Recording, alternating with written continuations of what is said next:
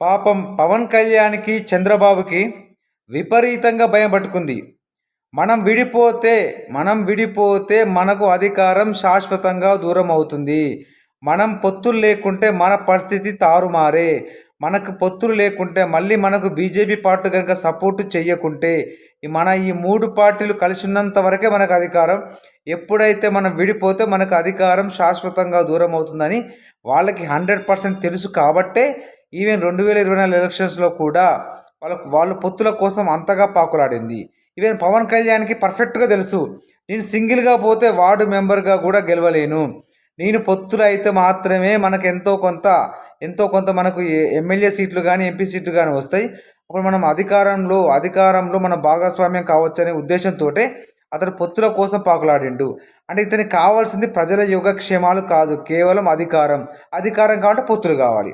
అంటే ఈవెన్ చంద్రబాబు కూడా అంతే. చంద్రబాబు నాయుడికి సింగిల్గా పోతే అధికారం రాదు. అందుకే పవన్ కళ్యాణ్ వాళ్ళ యొక్క వర్గపు ఓట్లు కావాలంటే ఖచ్చితంగా పొత్తులు కావాలి. ఈ పొత్తుల మీద రాజకీయం చేసి అధికారాన్ని అనుభవించే వీళ్ళు ప్రజానాయకుల ఎంత మాత్రం కాదు. వీళ్ళు కేవలం పొలిటికల్ మేనేజర్స్ మాత్రమే. అందుకే జగన్మోహన్ రెడ్డి అనే ఒక వ్యక్తిని చూసి, ఒక జనాకర్షణ నాయకుడిని చూసి, అత్యంత బలమైన ప్రజానాయకుడిని చూసి వీళ్ళకు అంతలా భయం పుట్టుకున్నది. అందుకే ఇప్పటికి కూడా ఇంకొక 15 సంవత్సరాలు మేము కలిసే ఉంటాం అంటే జగన్మోహన్ రెడ్డి గారు అంతలా వీరిని భయపెడుతున్నాడు. ఇది కఠోరమైన వాస్తవం వాళ్ళకు తెలుసు కాబట్టి వీళ్ళు పదే విడిపోతే మనం ఓడిపోతాం అనే మాటని పదే వల్లె వేస్తున్నారు.